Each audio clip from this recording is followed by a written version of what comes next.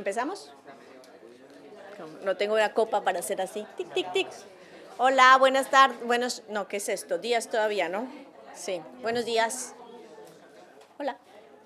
Clink, clink, clink, clink, clink. Clink, clink, clink. Es que no tengo copa no tengo para hacer así. Buenos días. ¿Qué tal estáis? ¿Animados? ¿Habéis mantenido el ánimo hasta el último día de curso? Fenomenal. Fenomenal, porque ahora vamos a entrar un poco en la conclusión y recopilación y queremos que sea un poco más participativa, ¿no? Muchas gracias por estar aquí. Ya conocéis a Nacho, con lo cual no tengo que presentar a Nacho. De hecho, no hay que presentarle, entonces es muy conocido. Conocido y querido por la Fundación, tengo que decir.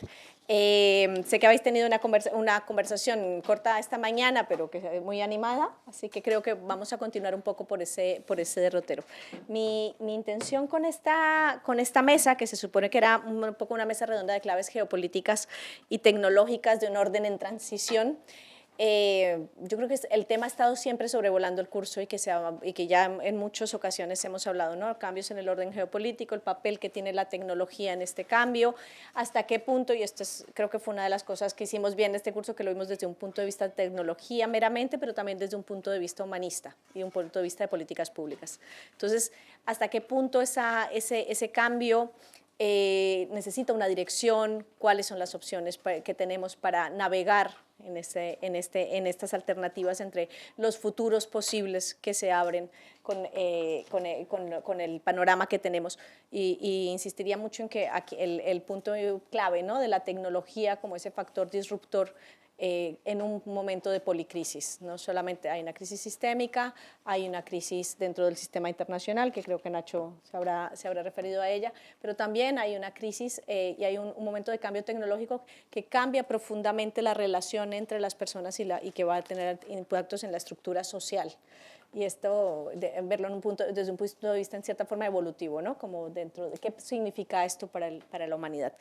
Y en este espacio de policrisis yo también hablaría de un poco de una redefinición de los espacios de la seguridad, porque hay ver una definición de todo el espacio social, también la seguridad, la construcción de los entornos seguros cobra nuevas dimensiones. Entonces, yo creo que todo esto ha estado sobrevolando, hemos hablado de soberanía, hemos hablado de derechos, inclusive hemos introducido igualdad y la perspectiva de género, así que esta sesión sería más para recopilar todos estos temas que han salido hasta ahora en la agenda. Entonces, la idea era continuar con preguntas, porque creo que y Nacho quería que quizás quisiéramos un poco también una reflexión por parte de vosotros de qué os había parecido, cómo habéis encontrado la agenda y también qué añadiríais o habéis echado en falta en el curso, ¿vale? Así que un poco vamos a devolverlos la palabra y luego la retomamos nosotros.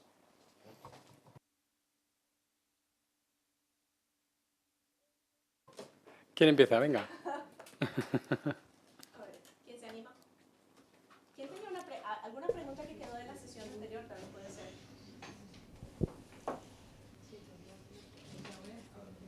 Estás con el café se os... Ay, vale.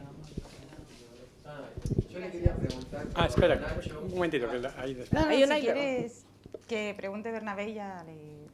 Bueno, como queráis. No, sí, pero si podía profundizar sobre el concepto de interdependencia estratégica, sí. Vale. O mostrarnos algún ejemplo, por ejemplo, cómo podría operacionalizarse ese concepto. Vale.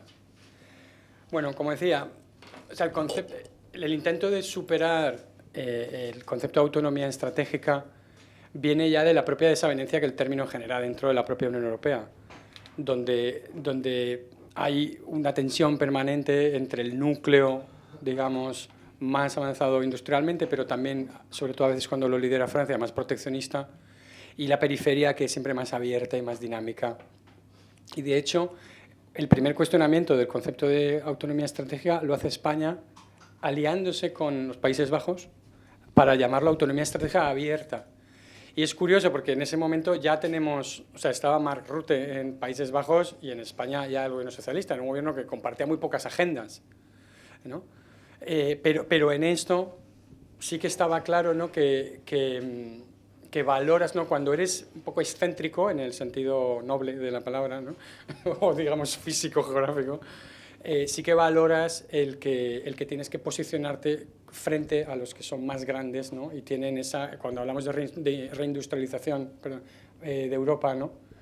De cómo te manejas ahí. Pero es que es un concepto además enormemente expansivo, porque empieza en la defensa, con Libia, cuando los americanos dicen no vamos a ir, y los europeos no tienen las capacidades para hacerlo. Luego pasa durante COVID al tema de la salud, ¿no? Y habéis escuchado a Josep Borrell decir 1000 veces que llega el COVID y en Europa no se hace un gramo de paracetamol. Y además no tienes una reserva estratégica, ¿no? Y luego eso se expande también al tema... Bueno, y hay un momento en el que el concepto empieza a dividirnos en lo económico por el tema proteccionista liberales y en lo militar porque polacos y digamos, los más atlantistas piensan que esto es una agenda de Francia para sacar a Estados Unidos de Europa y obviamente no quieren y no sé cuántos, ¿no? O sea que nunca terminó de funcionar bien internamente. Pero luego, y eso empezó cuando empezamos a trabajar en Alianza Unión América Latina, y debo decir que sacamos el concepto, digamos, en respuesta a la acogida mala o preocupada que tenía en América Latina, ¿no? Y recuerdo en alguno de los intercambios, en las discusiones de la cumbre UE-CELAC, cuando de repente dices, bueno, es que todo el mundo quiere autonomía estratégica, ¿no? México quiere autonomía estratégica, Brasil quiere autonomía estratégica, pero claro, la suma de las autonomías estratégicas de todos, ¿qué es? Eso no significa nada, ¿no? Y por lo tanto empezamos a pensar en esto en términos de decir, bueno, ¿qué es lo que en qué hemos fracasado? En depender excesivamente de aquellos que no teníamos que depender, con variables políticas que no controlábamos o que éramos demasiado optimistas, etcétera, etcétera. Un ejemplo, ¿no? Parte del pensamiento de esto tuvo que, por ejemplo, en Chile, en una de las visitas, cuando ves la estrategia de hidrógeno verde de Chile, ¿no? Dices, bueno, estamos alineados en medio ambiente, ¿no? En temas de cambio climático, pero estamos chocando por mecanismos de ajuste de carbono en frontera, por deforestación, por un montón de cosas, ¿no? Y de repente dices, bueno, si con Chile puedes incorporarte en cadenas de valor por el cual si cosas de alta intensidad, por ejemplo, de siderurgia, se hacen con todos los recursos naturales, etcétera, con inputs que son verdes y que están descarbonizados, capturas, ¿no? Emisiones, créditos de emisiones, y además exportas a la Unión Europea saltándote los mecanismos de carbono de ajuste en frontera, ¿no? Entonces ahí, si consigues hacer una economía interdependiente verde en el cual en los sectores de alta intensidad, ¿no? Como por ejemplo el acero, pues en vez de sancionar el acero, etcétera, tal, ¿cómo puedo hacer estas cosas, ¿no? Industrialmente incluso, ¿no? Lo mismo en otros ámbitos tecnológicos, como que esto que estamos hablando. O sea, ¿cuánto puedes recablear esas dependencias y decir, pues estábamos hablando de código abierto, ¿no? Aquí en la sala antes, ¿no? ¿Qué pasa con las administraciones públicas en América Latina? ¿Cómo de barato son soluciones de código abierto para la gestión? ¿Qué pasa con esa dependencia si solo va a depender toda América de soluciones de inteligencia artificial estadounidenses y de grandes plataformas, ¿no? ¿Cómo puedes...? Por ejemplo, hay un proyecto que me gustó mucho en Bogotá que vimos, que era el que decía, ¿no? Tengo 40.000, creo que eran, demandas en tribunales que no han sido ni siquiera clasificadas. O sea, ni siquiera han entrado, si es penal, mercantil, civil, están ahí, están en registro, ¿no? O sea, ¿cómo aplico fórmulas, etcétera, ¿no? Entonces, ese es un poco el tipo de pensamiento en cuántos sitios reduces la vulnerabilidad, aumentando la capacidad y generando una interdependencia que no te vulnerabilice, porque te puedes emancipar de ella en un momento, porque yo no puedo retorcerte el brazo y denegarte el servicio cuando no me gusta cómo votes en Ucrania o cómo votes en Gaza, etcétera, etcétera, ¿no? Entonces, la idea es eso, y ir escaneando por región, porque el papel, luego hicimos un papel que se llama En un mundo de potencias medianas, ¿no? No queremos... O sea, no somos equidistantes en la confrontación, digamos, entre Estados Unidos y China, ¿no? En términos de valores, etcétera. Bueno, esta administración es un poquito más complicado, no sé decir esto, pero bueno, de fondo seguimos pensando que la relación transatlántica sobrevivirá a Trump y que en el fondo, ¿no? Vale, ¿no? Imaginémonos que son demócratas todo el rato y cosas así, ¿no? Pero no vamos a ser equidistantes, ¿no? En esa confrontación. Entonces, ¿cómo todas esas potencias medias o intermedias evitan ser succionadas en una competición geopolítica que está securitizando absolutamente todo, ¿no? Los cables submarinos, la inteligencia artificial? Entonces, cuando yo paso un prisma de seguridad, como le pasa a Estados Unidos, o sea, esa es una mentalidad en la que ya te has puesto esas gafas de securitización y lo ves todo exclusivamente bajo esa premisa. ¿Me ayuda o me perjudica contra China? Entonces, cuando yo veo un mercado de telecomunicaciones, no veo ya ni siquiera cómo mis empresas pueden hacer dinero, ¿no? Veo si van a ayudar o no a China o van a perjudicarme, etcétera, etcétera, ¿no? Entonces, idealmente deberías ir escaneando los sectores y ver cómo recableas interdependencias, ¿no? Para que sean sanas en ese sentido y no te aten a cosas que no puedes romper, ¿no? ¿Estás pensando en Yohei Nai? Bueno, porque, o sea, hay una cosa que, y además para América Latina está también alineado con el tema de transferencia de tecnología. O sea, ya no en Corfo, recuerdan, la estrategia, no, yo ya no quiero más inversiones. O sea, no quiero solo la inversión, quiero la transferencia de tecnología. Porque sé que hay muchas inversiones que generan valor, pero no generan el ecosistema de innovación y de conocimiento y no tienen un impacto sobre una universidad, etcétera, ¿no? Distribuidoras de valor social. Claro. Generan trabajo de calidad. Fíjate que en eso, el gasto, por ejemplo, en defensa en Europa, es un gasto que, si es visto como inversión, genera por empleos industriales de alta calidad, con polos de innovación universitarios y D+D, y además lo hace en regiones que no son Madrid y Barcelona, por ejemplo, ¿no? Que es donde normalmente va todo el recurso. Porque, de nuevo, en reindustrialización, o sea, no necesariamente tienes que concebir eso como un dilema, ¿no? Y eso yo creo que es el planteamiento que hay que hacer. No es un dilema. En Rusia sí, es un dilema entre cañones y mantequilla y han elegido cañones. O sea, la esperanza de vida en Rusia, en varones, allá antes de la guerra, ¿no? Está en parámetros de país africano en la tabla baja, ¿no?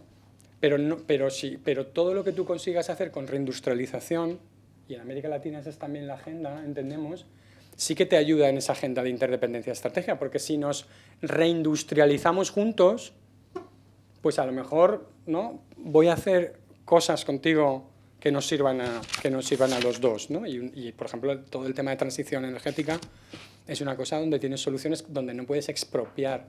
No es lo que decíamos antes. Si el problema es que yo te quite el acceso a la electricidad, pero una vez descubierta la electricidad ya la tienen los dos, ¿no? Y es muy difícil hacerse daño con eso, ¿no? Entonces, en reindustrialización, en los tres vectores, ¿no? Digamos, en el de defensa, en seguridad y defensa, en el de tecnología y en el verde, hay muchas oportunidades para trabajar con países que tienen esa misma visión abierta, ¿no? Yo quiero rescatar una cosa que has puesto en la mesa y que sino que no ha salido muy poco a lo largo del curso, a pesar de que siempre está ahí detrás, que es el tema del cambio de la seguridad y la resecuritización. Y a mí en interdependencia estratégica sí me parece muy interesante abordarlo, porque lo que hay son dos visiones distintas del objeto de la seguridad.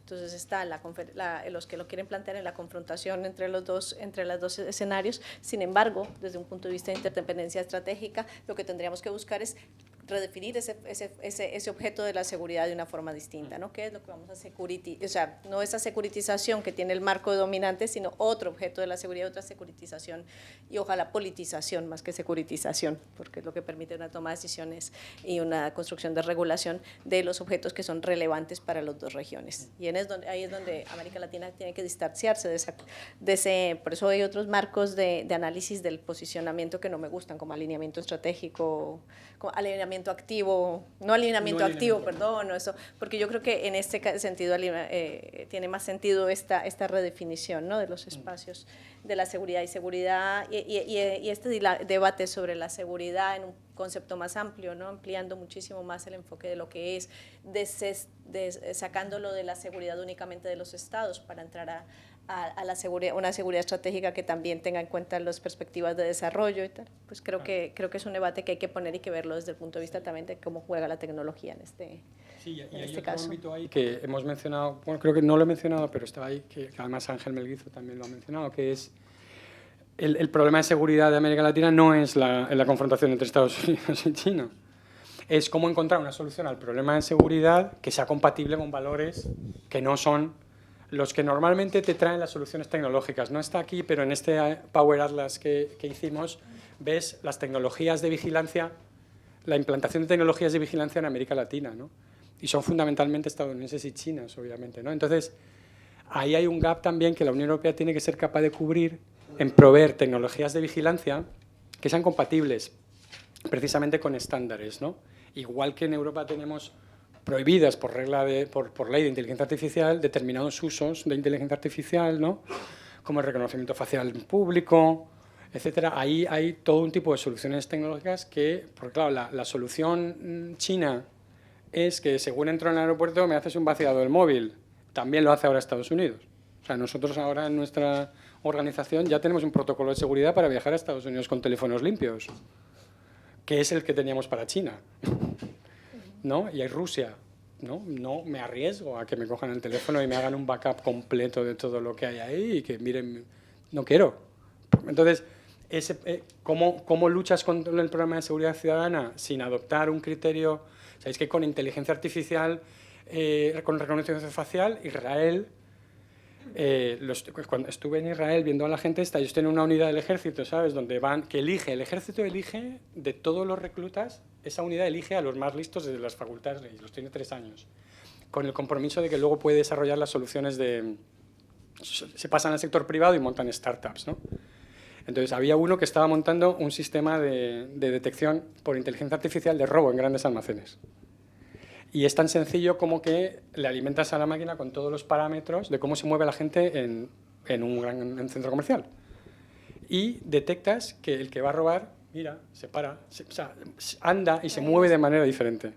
Entonces eso es policía, es predicción policial, es policía preventiva, ¿no? Que está prohibido, digamos, en Europa en términos generales. Pero detectas ese patrón. Ellos lo han aplicado en las calles de Jerusalén para prevenir los atentados, porque tienes monitorizado en tiempo real cómo se mueve la gente y el que es un repartidor, el que es un turista, el que es un no sé qué, no sé cuántos. Y cuando un tipo se mueve raro, inteligencia artificial detecta, lo mete en una base de datos y te sale en rojo y te vas a por él, ¿no? Y en el aeropuerto y ese tipo de cosas. Antes tenían gente que miraba el comportamiento, porque en sociólogos habían unos Claro. que se dedicaban a mirar el comportamiento Ahora y hoy eso lo tienes sistematizado. Entonces, claro, el social scoring, todas estas cosas que hace China están prohibidas en Europa. Entonces yo creo que cuando tienes un problema tan grande de seguridad, Bukelele, es muy fácil adoptar soluciones rápidas, ¿no? Pero ¿cómo adoptar soluciones rápidas que sean compatibles es muy difícil, y que no ¿no? profundicen la brecha democrática de América Latina, porque nuestro gran problema de seguridad es que no hemos superado unas brechas del Estado, es que no hemos superado los estados restrictivos y unos estados profundamente violentos al final. Son violentos en su desigualdad y son violentos en su manejo del Estado de Derecho, ¿no? O sea, Claro. Entonces, No, y luego seguir profundizando ahí la tecnología no puede ser una profundización de ese punitivismo que no ha llegado a ninguna Exacto. parte, ni de las brechas de la capacidad del Estado. Y luego hemos hablado también un poco de democracia, ¿no? En el sentido ese de considerar la democracia y sus instituciones como instituciones críticas, a la par de energía o lo que sea, ¿no? Y precisamente porque en redes sociales, una de las cosas, en Colombia estuve con la gente de Linterna Verde, ¿no? Se llaman, ¿no? Y tenían varios proyectos. Y una de las cosas que contaban que era escalofriante era cómo en redes sociales, digamos, todas las extremas derechas, pero en este caso las estadounidenses, estaban invirtiendo muchísimo en perfilar a las chicas jóvenes en temas de salud reproductiva, ¿no? Introduciendo desinformación sobre el riesgo de fallecimiento asociado a la interrupción del embarazo, los riesgos de salud asociados a la píldora y los riesgos de salud, o sea, magnificando constantemente los riesgos de todas las medidas de salud sexual y reproductiva, ¿no? De tal manera que la generación de jóvenes teóricamente mejor preparadas culturalmente, ¿no?, para adoptar este tipo de medidas era la que estaba teniendo el retroceso, digamos, o el no avance correspondiente a lo que les tocaba generacionalmente, ¿no? Y entonces, ese tipo de cosas, sacar esas cosas de las redes te requiere regulaciones pues, como la Ley de Servicios Digitales Europeo, que ya nos cuesta aquí, ¿no? Pero esas son las cosas que ocurren en democracias y en perspectiva de género. Exacto, pero es que el punto fundamental no es solamente, es que si tú tienes una agenda estatocéntrica de seguridad, esa parte no la vas a ver, porque dentro de defensa no vas a ver, si tu objeto de la seguridad es la democracia, son los derechos humanos, si cambias el objeto referente de la seguridad, como le llamamos en la Escuela de Copenhague, a la democracia, que es la que está siendo atacada, y este es el punto, porque es importante Rusia en la región, que aquí Rusia ha estado muy poco sí, pero uno en general no ha estado mucho en el debate, está China por su capacidad,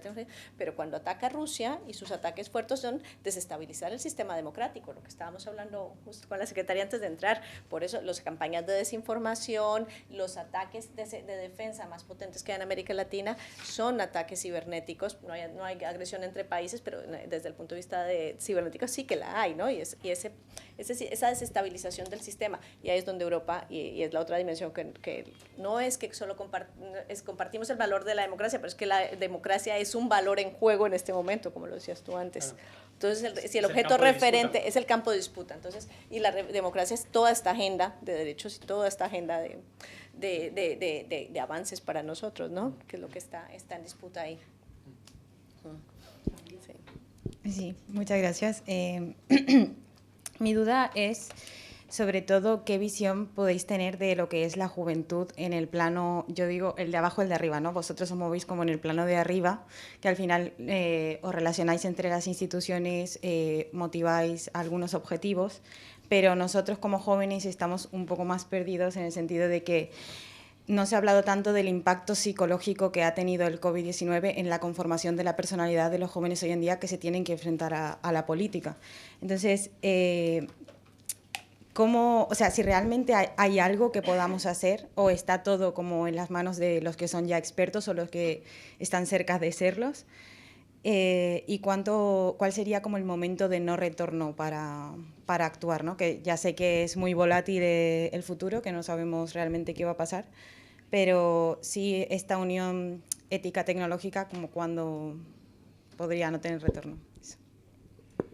Bueno, yo siempre digo que gracias a tener una edad tengo la suerte de que no hay nada mío en redes antes de los 30, ¿no? Entonces, y mi adolescencia no está en redes sociales, que eso es bastante sano, ¿no? Ahora cuando... Pero vosotros sois efectivamente, ¿no?, la primera generación, y que vamos a tener generaciones ya nacidas directamente a redes, ¿no? Yo os recomiendo que, si no lo habéis visto, que leáis el libro de Jonathan Haidt, ¿no?, La generación ansiosa o la generación de la ansiedad, porque hay un problema enorme de salud pública con redes sociales que afecta a niños y adolescentes y especialmente a chicas, ¿no? Y es otra de las conformaciones. Bueno, está afectando a chicos, como veis, ¿no? Por cómo de sesgado está el algoritmo hacia los varones jóvenes en temas ideológicos, ¿no?, especialmente en perspectiva de género. O sea, todos yo creo que tenemos ejemplos muy cercanos. O sea, un chaval hoy en España puede completar un ciclo educativo de educación secundaria obligatoria, y cuando le preguntas qué es el feminismo te dice que es lo contrario del machismo, pero hecho por las mujeres. ¿Por qué? Porque el número de horas que pasan en redes es infinitamente inferior al número de horas que pasan ante gente que le explica estas cosas. O sea, que tiene 100 horas de explicación por cada 20 minutos, y además de personas que son referentes para él, mucho más que sus profesores u otros, ¿no? Entonces, la polarización en la juventud, Ezra Klein en Estados Unidos sacó una cosa que era espectacular sobre la polarización republicana y demócrata, porque por arriba, entre mayores de 65 y 70 años, no hay prácticamente diferencias de género en el voto. Digamos, la mitad de los mayores de 65 votan a demócratas y republicanos, y la mitad de los que votan a demócratas son mujeres y la mitad son hombres, ¿no? Con lo cual tienes pues una curva normal, ¿no? Hombres y mujeres están igual y izquierda y derecha está igual. Según vas bajando, y eso es muy grave porque es un retroceso, o sea, eso es geológico, según vas bajando se va segmentando.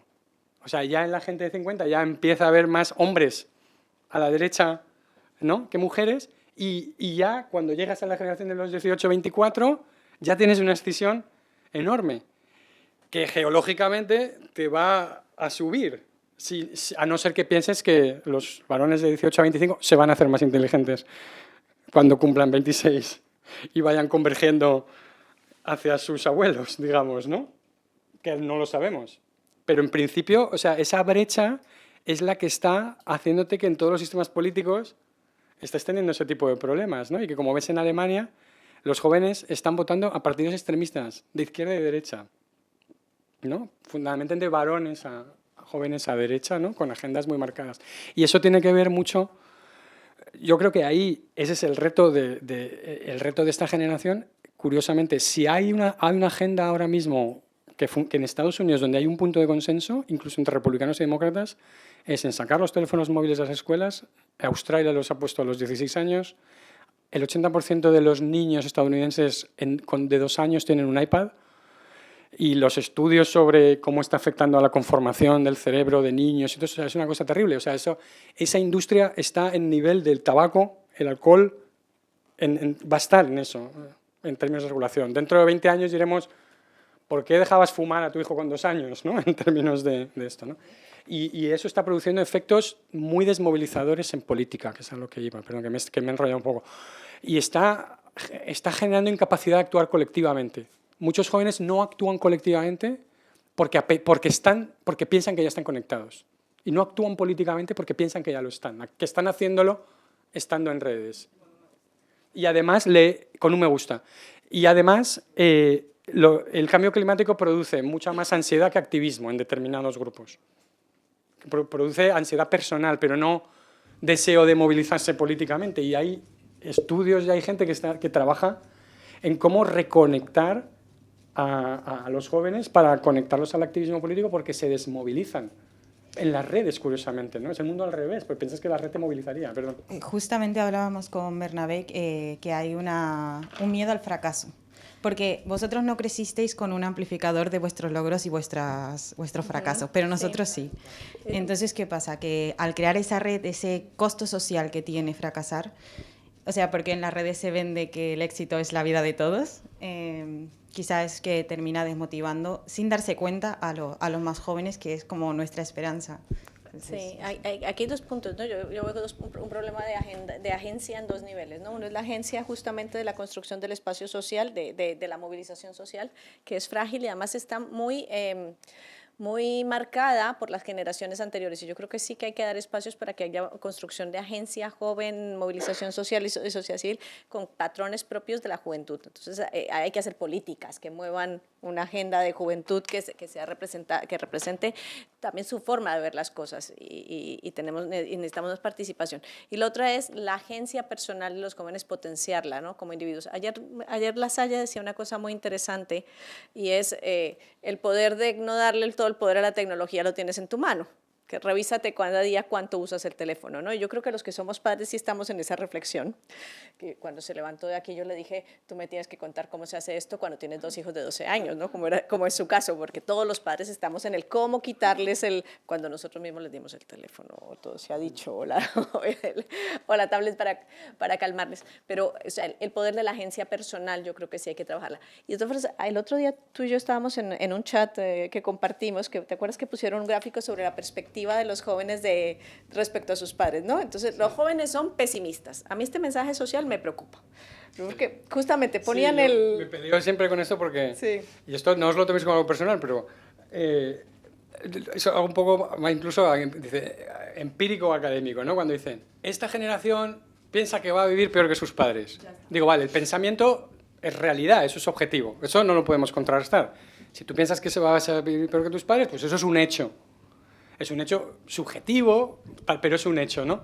El problema, mis hijos tienen 23 y 25, y digo, primero, mis hijos no saben cómo vivía yo cuando yo tenía 23 y 25 porque no me lo han preguntado nunca. No les interesa tener esa conversación. Oye, papá, he visto que... No, ¿cómo vivías tú? Entonces yo le podía contar. Entonces, pues no, ya contando batallitas de que nunca te cogiste un taxi hasta que no tuviste 25 años, estas cosas, ¿no? Entonces es una batallita que no interesa. Entonces ellos, en una observación científica como esa necesitas 2 partes. Una, saber cómo vivieron tus padres, cosa que no sabes, Y la otra que tampoco sabes es cómo vas a vivir tú cuando tengas 50 años, que tampoco sabes. Entonces, empíricamente se me queda muy coja la observación, porque me faltan dos datos muy importantes. Pero me preocupa que se generalice Claro. como marco. Entonces, el Exacto. marco que estamos poniendo los mayores es son pesimistas y van a vivir, y efectivamente van a vivir peor. Oye, pero a ver, vamos a ver, matizar esto, porque también las dimensiones de qué es vivir mejor, obviamente, yo como mujer digo que vosotras no vivís como cuando yo tenía vuestra edad. Claro. Que había muchas cosas que yo tenía naturalizadas que hoy en día no lo están, que a nivel tecnológico tú tenías unas oportunidades que vosotros tenéis, o sea, que esto de... Sí, pero que no sea un lamento de boomers esto, ¿no? O sea, es que exacto, es para... y que no, y él simplemente es el dato, ¿no? La foto de dato. ahora me sirve para explicar todo, ¿no? Las perspectivas son perspectivas y tienen sentido en cuanto miras Claro. la evolución, y me preocupa que ese marco domine. Y me parece que, de nuevo, normalmente esa observación es muy económica. O sea, que cuando estamos hablando de que el PIB no lo es todo, de que no podemos medir el bienestar solo por el crecimiento, porque tenemos unas fronteras límites que debemos observar. El otro día Miguel Delibes hacía un discurso precioso, ¿no? en la entrega de un premio, ¿no? Donde decía, ¿cuándo aceptaremos que la naturaleza es un límite físico, no una fuente inagotable de explotación? Entendamos que tiene que haber algún límite, no pasa nada, ¿no? Es normal, es parte de la realidad, ¿no? Y tal. Pero si no entendemos que no hay, ¿sabes? Que hay límites, entonces estamos midiendo todo por el PIB y de repente en esa observación no factorizo la libertad personal e individual, ¿no? ¿Viviré peor que mis padres? Bueno, pero ¿me factorizas el triple de libertad o el cuádruple de libertad personal? Estamos reivindicando a China y su modelo, básicamente. Tú consumes más, perfecto. Claro, ¿no? Y eso ¿Podía yo en mi juventud universitaria pasear de la mano con mi pareja del mismo sexo por la calle? No. Yo quiero factorizar eso, ¿no? Eso tendrá que tener algún valor en esa observación, ¿no? ¿Podía quedarse mi novia a dormir en casa de mis padres? Eso tendrá un valor, ¿no? Es importante. Y además es donde está el combate a la agenda reaccionaria. Claro. Si eso no tiene valor, pues la agenda reaccionaria no tiene coste. Perdón, sí tiene un coste porque tu vida va a tener un coste. Dicho eso, ¿no? Para ser justos, cada generación tiene problemas distintos que son muy acuciantes, que seguramente no son los mismos y que son igual de preocupantes. O sea que no, con eso yo no quiero decir que se sea frívolo afirmando eso, ¿no? Pero porque me parece eso, ¿no? Que pues a lo mejor o sea, lo que nos dicen los expertos en cambio climático, que no tienen ni idea qué pasa cuando calientas este planeta a más de X grados, porque no lo hemos hecho nunca antes. O sea, saben que se calienta y que el efecto es así, ¿no? Puede entrar muy rápido, entrar más lento, etcétera. A lo mejor pues es la primera generación que sí, efectivamente, que vive con sus padres porque tienes un efecto de cambio climático que no cuentas. A lo mejor es verdad que es una generación que vive la reimplantación del servicio militar, ¿sabes? O sea, eso son cosas que sí que estás viendo y con la que sí que al final pues hay un entorno en la que, como dice Borrell, Europa iba de que cada generación de jóvenes no fuera a la guerra como sus padres. Bueno, pues ya hay unos candidatos a ser miembros de la Unión Europea, que es Ucrania, que no, ¿sabes? Que van a estar armados hasta los dientes toda su vida, aunque en Ucrania están preservando a la generación de 18 a 25, no reclutando la edad media, son los padres los que están luchando, ¿no? Y muriendo, ¿no? Porque se está preservando eso, que es una decisión social importante también, de solidaridad intergeneracional muy espectacular, ¿no? Entonces, bueno, es verdad que hay cosas que que otras generaciones no han tenido, pero me parece una afirmación muy fácil en el sentido como, sobre todo si de nuevo induce al pesimismo. Como voy a vivir peor que mis padres, ¿no? Pues a lo mejor porque lo lógico sería, como voy a vivir peor que mis padres, pues voy a luchar para que no sea así, que quizá entonces sí que la aceptaría. No es sana, y no es sana socialmente, porque tú decías ¿cómo se llama esto? La ansiedad climática, pero es que hay una ansiedad social que estamos promoviendo también, ¿no? ¡Ole! Sí, Hemos animado a gente. no sé si tampoco hay mucho tiempo, creo, porque si... Hay 3 preguntas. Vale, Es bueno, la una. Puri, es la una. seré breve. ¿A qué hora tenemos que...? 5 minutos. Bueno, pues os escuchamos también a todos. vale, bueno, yo me agradecer. El curso ha sido bastante inspirador, así que muchas gracias y en especial la ponencia de hoy la he visto muy interesante, así que muchas gracias.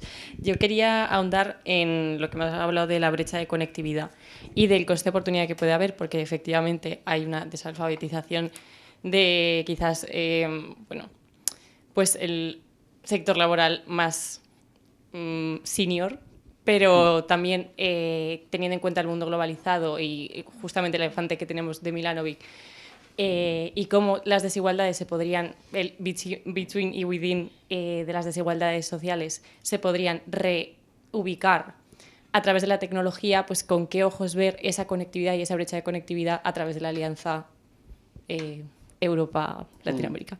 Gracias. Hola, buenas. Bueno, de acá desde Argentina. Bueno, primero gracias, agradecerle por la ponencia, muy interesante. Yo les quería hacer una consulta, bueno, más concreta es.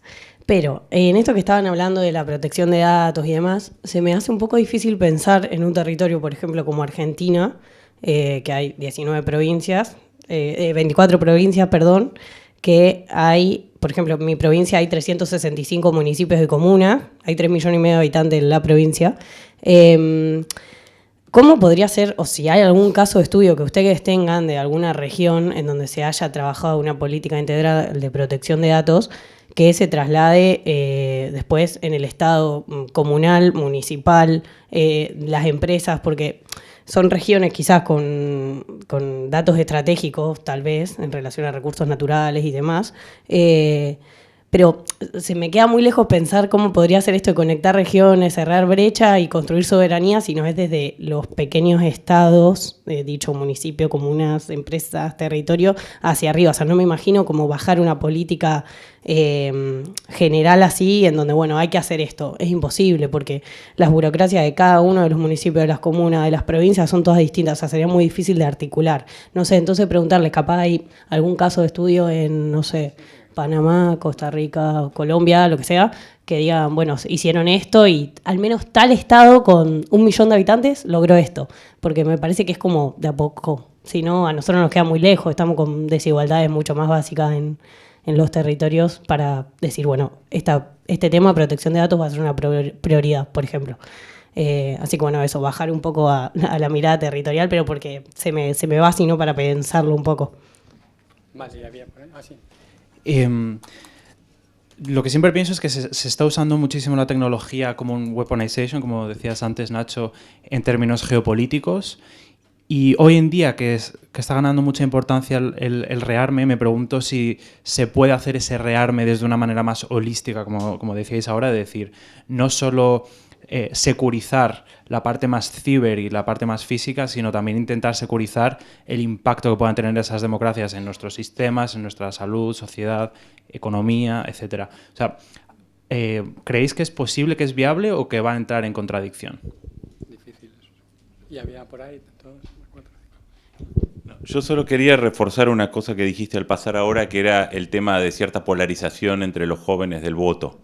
Y creo que ahí, porque se habla muchas veces de que los jóvenes votan a la extrema derecha y demás, que es cierto, pero también la resistencia a la extrema derecha es mucho más fuerte entre los jóvenes. Entonces, por ejemplo, en la última elección francesa, de 18 a 24 años, 48% votó por la izquierda de los jóvenes y 33% por la extrema derecha. Y se diluyó completamente los partidos de centro, centro-derecha en ese voto, mientras que votaba de 18 a 24, 48% por la izquierda, bajaba 24% entre los mayores de 60 y todavía más entre los mayores de 70. Creo que ahí es interesante porque a veces se pierde esa dimensión de que también la resistencia a la extrema derecha, no en tu caso que lo mencionaste, digo para reforzar ese aspecto, también es entre los jóvenes. Entonces me parece que es interesante ver ahí esa polarización y luego obviamente introducir otras cosas, diploma, lugar geográfico, como se mencionaba, género, etcétera, porque si no a veces se cae mucho en un pesimismo como que todos los jóvenes están girando a la extrema derecha. Creo que ahí lo más interesante es que se cae el centro político entre los jóvenes y sí se polariza. Se ve también en Estados Unidos que muchos jóvenes sostienen las candidaturas de la izquierda demócrata y es la base de movilización, ¿no? Pero era solo para aportar, no para cuestionar. Bueno, yo tenía una reflexión ahora que comentaban pues lo de los jóvenes y así.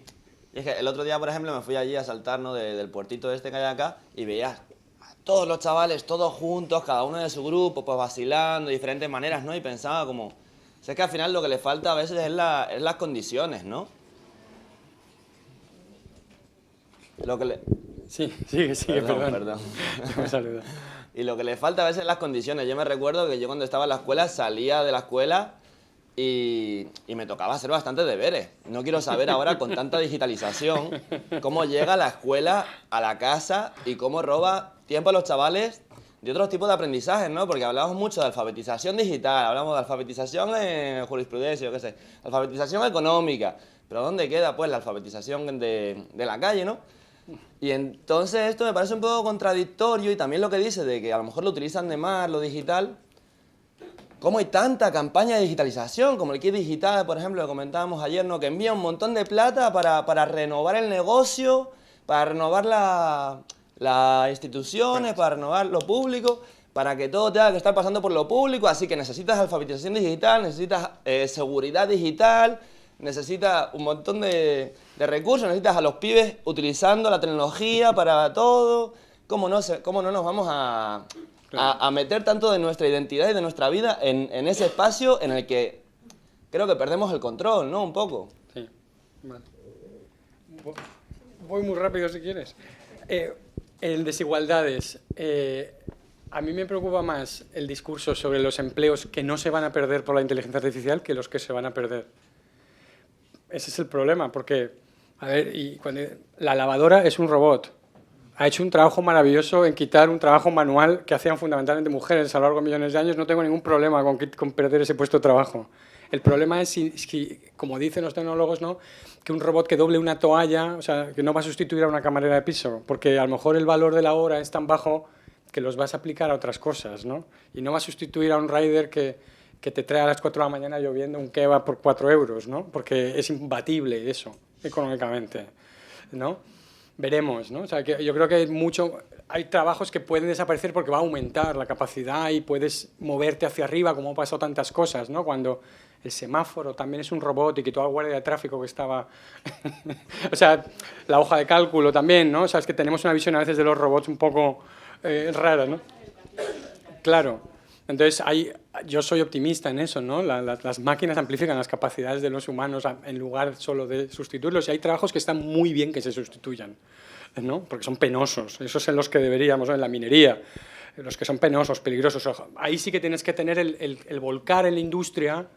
Igual que determinada industria no investiga enfermedades porque hay demasiada poca gente, tienes que forzar también a la industria a investigar sobre la sustitución de trabajos penosos y peligrosos, aunque no sea rentable económicamente. O sea, ese es porque ahí es donde vas a legitimar la tecnología para todos los demás también, ¿no? Eso. Y luego, sí, en datos hay una red iberoamericana de agencias de protección de datos. No puedes hacer un marco municipal para esto, tienes que hacer marcos nacionales, interregionales, latinoamericanos, porque los principios son claros en general, y es que el dato es de la persona y tiene que tener el control sobre él, y no es ni de la empresa ni del Estado. Entonces, en el fondo, las leyes de privacidad es bastante fácil armonizarlas y hemos avanzado mucho, y la red de agencias de protección de datos y el espacio ese latinoamericano, euro-latinoamericano, está muy avanzado, ¿no? En seguridad, un poco a lo que hemos vuelto antes, ¿no? O sea, cómo haces precisamente que la tecnología consiga que todo esto que vas a hacer o sea, los programas de defensa, el estado del bienestar es curioso, ¿no? El estado del bienestar y la seguridad están íntimamente vinculados, ¿no? Si vuelves a Teda Skocpol, madres y soldados. El origen del estado del bienestar son las pensiones que se pagan a las viudas y a los huérfanos, ¿no? Precisamente porque has pedido un sacrificio por el país, ¿no? Entonces, esto está ahí, siempre ha estado ahí. Y lo civil, lo militar y la investigación han estado vinculados. O sea, desacoplarlo no tiene mucho sentido. Lo que tienes que trabajar, yo creo, es para acoplarlo de una manera virtuosa, ¿no? No para expulsar eso y tenerlo enquistado como algo que no funciona y no sirve a la sociedad. Y hay muchas cosas que son de doble uso. Muchas universidades tienen, y eso lo se está mirando ahora, tienen prohibidas las investigaciones que sean de doble uso. Pero si yo estoy haciendo una inteligencia artificial, como hemos visto, un satélite que me detecta un fuego o que detecta el tráfico de vehículos de una ciudad, ¿no? Lo alimento con la misma tecnología que me va a distinguir si es un vehículo de combate ruso o ucraniano.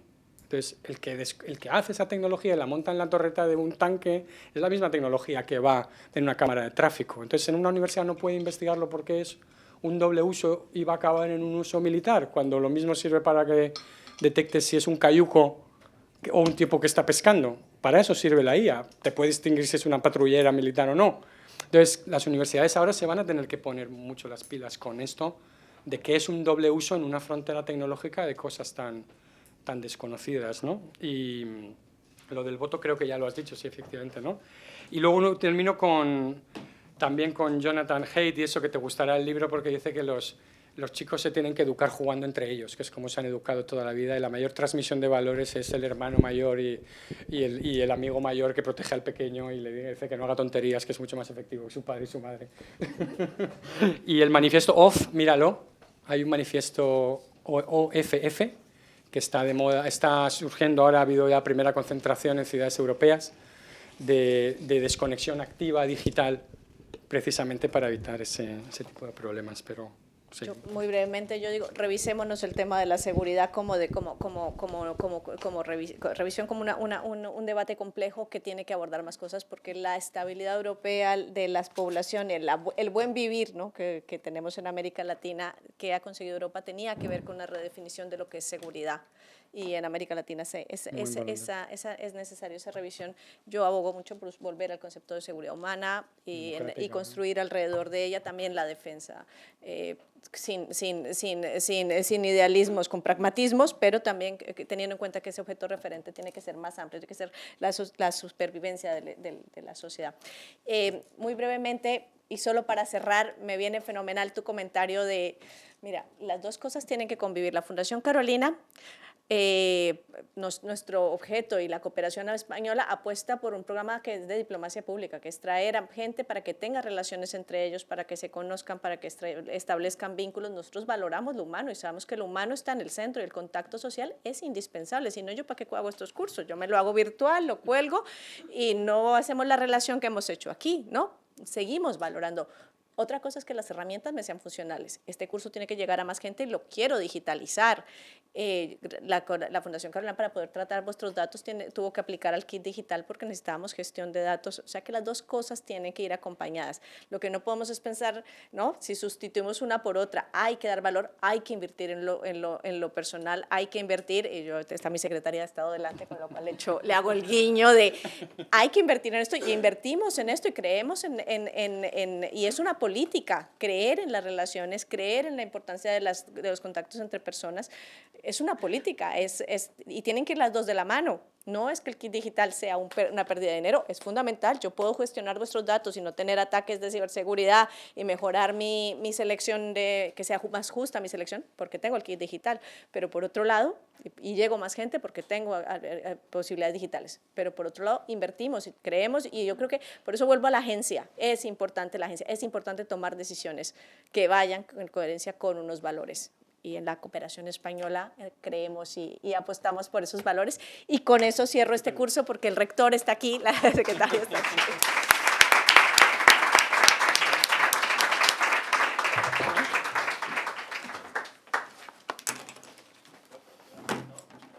Sí. Ah, bueno, sí, por favor. Okay. Hay 3 sillas, sí.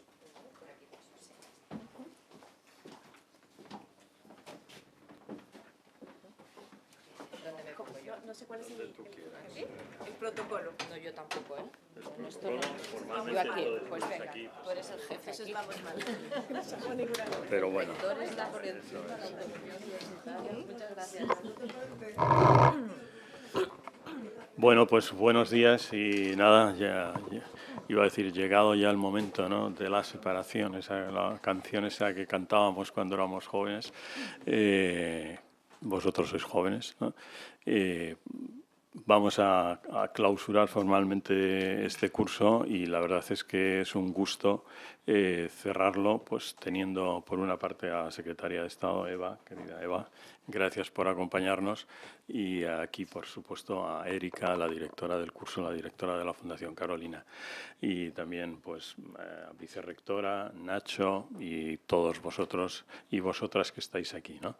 Y sin más, pues no sé, te doy la palabra a ti, ¿quieres decir algo? Después a Eva y ya os despido yo y fuera, ¿vale? ¿Te parece? Pues venga, vamos allá. Esto me parece fantástico. Muy brevemente, Gracias, rector. Gracias por acogernos una vez más. Gracias por tu amabilidad, por la de tu personal, que han estado pues, haciendo que sea posible. Que esta universidad es un patrimonio de España, pero también de Iberoamérica, y a través de nosotros queremos que llegue justamente a esa construcción. Gracias, como no puede ser de otra forma, a vosotros por venir, por estar, por un curso de 5 días intenso. A mí, yo lo he seguido y me ha costado. Esto es un ejercicio de atención importante. A los ponentes por vuestra generosidad, han venido como han podido. Y nunca mejor dicho, los que venís del otro lado del Atlántico, los que venís de cerca, muchas gracias, porque como decía el otro día, en el caso de la Fundación Carolina, el amor se demuestra con la presencia, y mucha gente que tiene unas agendas muy complicadas ha estado aquí apoyando lo que hacemos, así que les agradezco mucho a los... Y como no puede ser de otra forma, mi secretaria de Estado por el apoyo de la cooperación española, y al equipo de la Fundación Carolina. Gracias, gracias. No saben cuántas dificultades mi equipo ha pasado últimamente por dificultades personales, y han hecho un enorme esfuerzo porque todo salga maravilloso. Mónica, si no fuera por ti nadie habría llegado. Sí. Sí, Nuria, comunicación, todos, se han ido ya los chicos más jóvenes, pero está Pedro todavía, no sé qué me ha escapado Pedro, Paula, de verdad que ha sido un curso muy accidentado a nivel personal de la gente que trabaja con nosotros, Puri por supuesto, han hecho un esfuerzo enorme y como siempre lo hacen maravilloso, pero en estas circunstancias que además hemos tenido las últimas semanas, muchísimas gracias porque como siempre sois fantásticos y todos estamos aquí gracias a ese esfuerzo.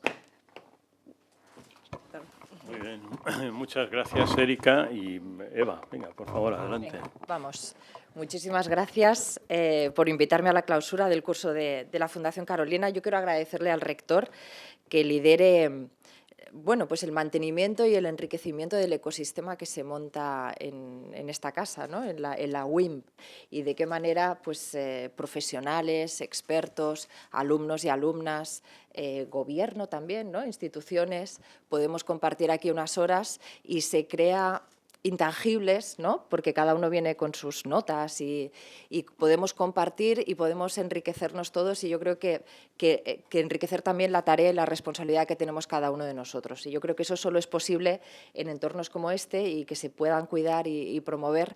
La verdad es que desde el Gobierno, desde el Ministerio de Exteriores, nos gusta y lo cuidamos. Así que muchísimas gracias. También a Erika, a Puri, a todo el equipo. Hace unos días estábamos también en el curso de Política Exterior Feminista en la Complutense, también con jóvenes, con otra generación, hablando de un tema tan importante como es la Agencia de Mujeres, ¿no?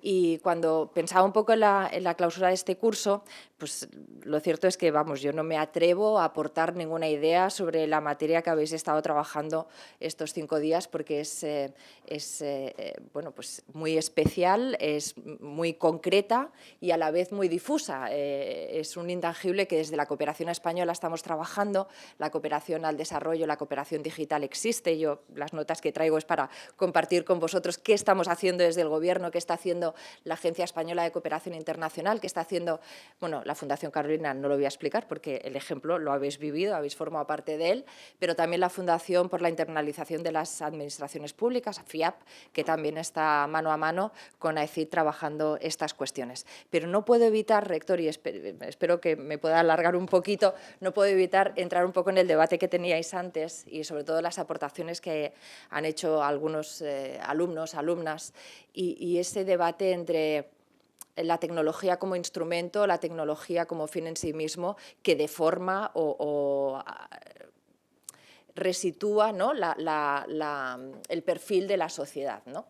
Y ahí yo creo que Erika, que hablaba de la agencia, creo que es muy importante y que desde el sector público, desde el Gobierno también rompamos una lanza por la importancia que tiene los gobiernos, los dirigentes, aquellos que escogen los ciudadanos para llevar las riendas de un país, y que la política pública es importante, incluso en cuestiones tan complejas, ¿no? Y que se nos escapan y parece que siempre estás un poco, bueno, muy atrás de lo que la tecnología y estos debates, ¿no? Se nos escapan a los decisores públicos. Pero cogiendo el ejemplo de los jóvenes, ¿no? Y el tema de la agencia, yo os voy a poner el ejemplo que, bueno, no se debe hacer muy a menudo, pero de mi historia de vida. También en mi generación hubo unos decisores públicos que decidieron que los jóvenes nos teníamos que autoorganizar. Y eso fue una política pública decidida. Yo estaba en un instituto, 14 años, y hubo una concejal joven que decidía qué políticas para la juventud se realizaban en ese municipio. Y bueno, pues los que teníamos cierta inquietud en el instituto vimos una política pública concreta que nos ayudó a autoorganizarnos.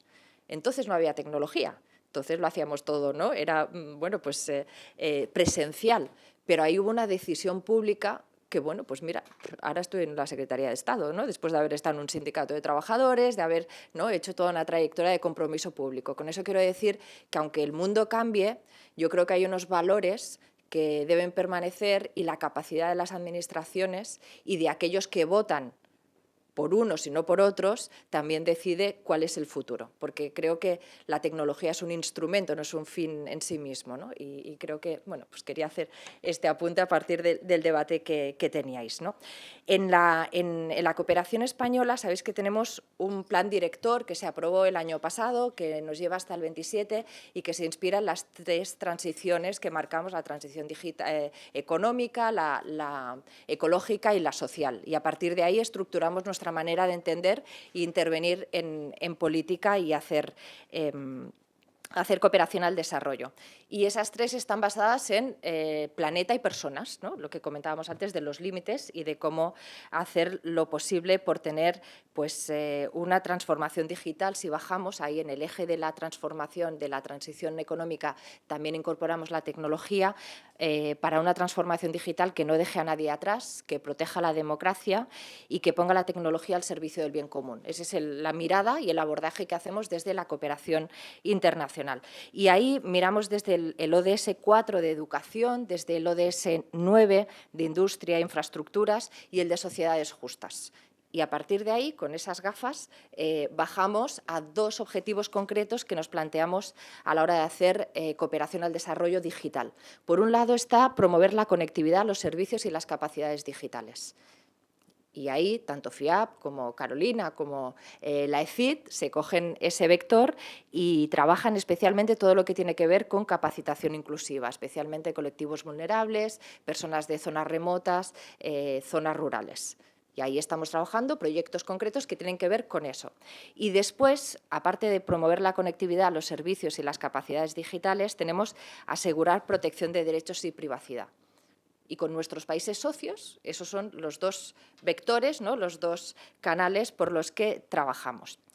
Este segundo, de protección de datos y privacidad, nos lleva a lo que estábamos hablando antes de la democracia, que también es el título del curso, ¿no?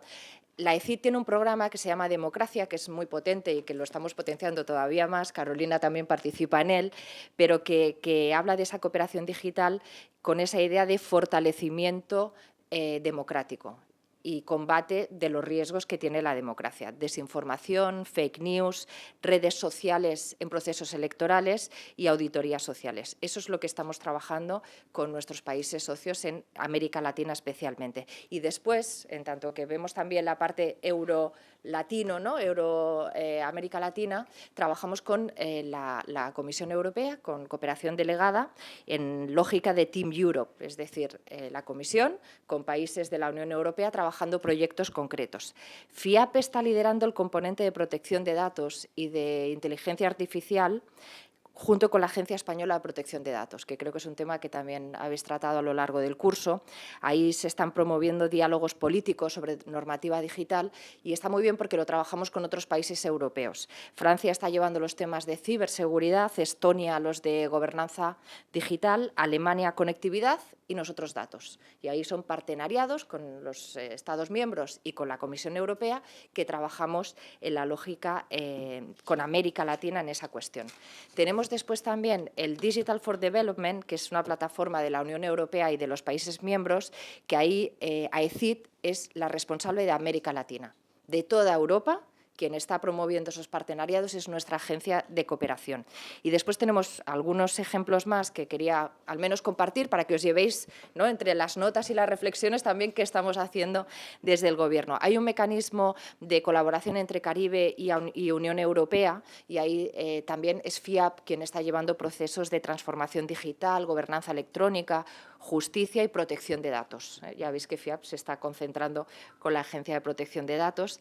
Y antes había una pregunta por parte de una alumna, creo que argentina, que hablaban de qué ejemplos o qué, ¿no? Bueno, pues en Costa Rica se está haciendo sandbox, ¿cómo se llama esto? Un banco de pruebas, un banco de pruebas sobre 5G y pequeñas empresas, que también es una manera, pues, de hacer pruebas, de ver cómo podemos formar también a microempresas, a MIPYMES de Costa Rica y cómo la conexión 5G nos puede ayudar. No me quiero alargar mucho más, pero es para que tuvierais al menos un flash de la teoría y de la reflexión, que es imprescindible, a bajar a cuestiones concretas, que la cooperación es mucho más de lo que clásicamente podemos tener, ¿no? La primera mirada sobre qué es la cooperación al desarrollo. Recuerdo hace unos meses, ¿no?, que nos veíamos con miembros de la OCDE y América Latina, ¿no?, en la sede del Ministerio, y hablábamos de cómo ha cambiado la agenda de cooperación al desarrollo y cómo los temas de seguridad, de democracia, aparecen con fuerza, y más allá de los ODS de hambre y pobreza, que es evidente que están en la base de la pirámide y tenemos que seguir trabajándolos con fuerza, el riesgo de la democracia y al final las paredes maestras, ¿no?, de todo nuestro sistema donde podemos promover el desarrollo pasa por la defensa de la democracia en todas sus vertientes, y en eso estamos trabajando. Así que muchísimas gracias por haberme invitado y nada, seguimos trabajando el año que viene también, espero, rector, con otro curso de la Carolina tan interesante como este. Muchas gracias.